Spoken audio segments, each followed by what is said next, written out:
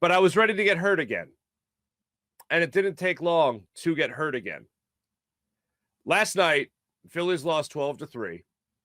They have lost this series now to the Arizona Diamondbacks. They'll try to salvage one game of the 3-game series. Aaron Nola looked terrible. And in the dark recesses of my brain, I was thinking, there's no way he has 2 phenomenal starts back-to-back, right? There's no way he's going to put 2 of those together, like in terms of another complete game. No, that's too optimistic. Don't be too negative. Maybe he'll give you 5 innings, 6. Maybe he'll give you 6 innings.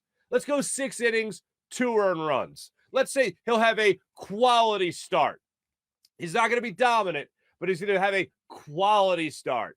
And that could not have been further from the truth. Aaron Nola goes out there last night and gets rocked, historically rocked in last night's game. 8 runs, career high, runs allowed for Aaron Nola. 10 hits. 10 hits, matching a career high for Aaron Nola. It was so bad for Aaron Nola. Jim Salisbury, after the game, had to ask Topper, good old Philly Rob there, Rob Thompson, about whether or not he was tipping his pitches. Here's what Rob Thompson had to say about Aaron Nola's start and whether or not he was giving it away on the hill.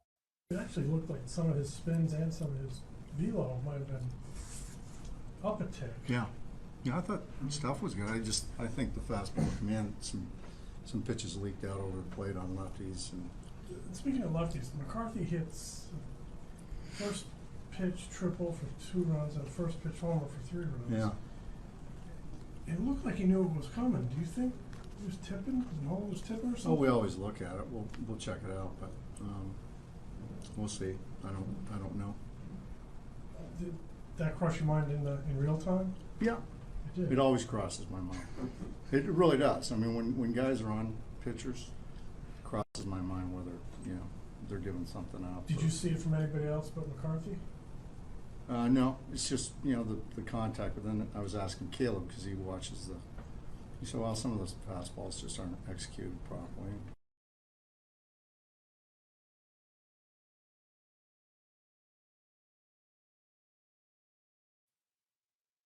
It's become something in baseball these days where all of a sudden we're just seeing position players pitch. And here you're taking a look at the wild card standings as of right now. The Phillies just a half game up on the Padres for the second wild card spot. Padres won last night. They've actually won 4 of their last 5. Milwaukee Brewers lost last night. They lost to the Pirates. They're 2.5 games out of that final wild card spot. Phillies half game up in that second wild card spot now in the National League. But every time I see a position player pitch, which was eventually what happened last night, Nick Maton went in and allowing 3 runs. I'm just like, well, that's pretty much how you can sum up any game. But for Nola last night, I didn't think he looked dreadful. I thought there was a couple of pitches that he definitely left over the plate. You just heard Rob Thompson talk about that.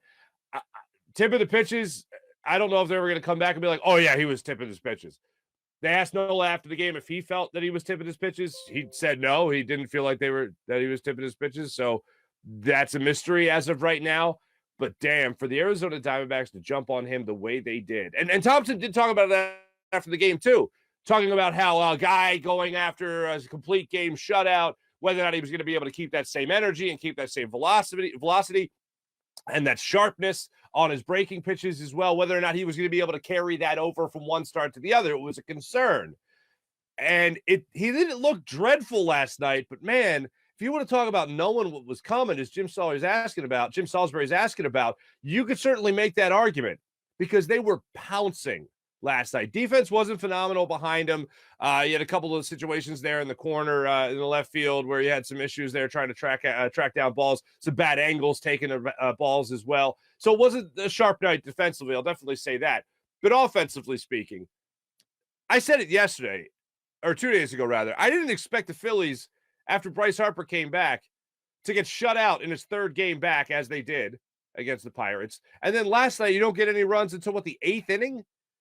Brandon Marsh gets you a 3-run home run, his first home run as a Philly, and those are your first 3 runs of the ballgame, your only 3 runs of the ballgame, your only offense in that ballgame. terrible.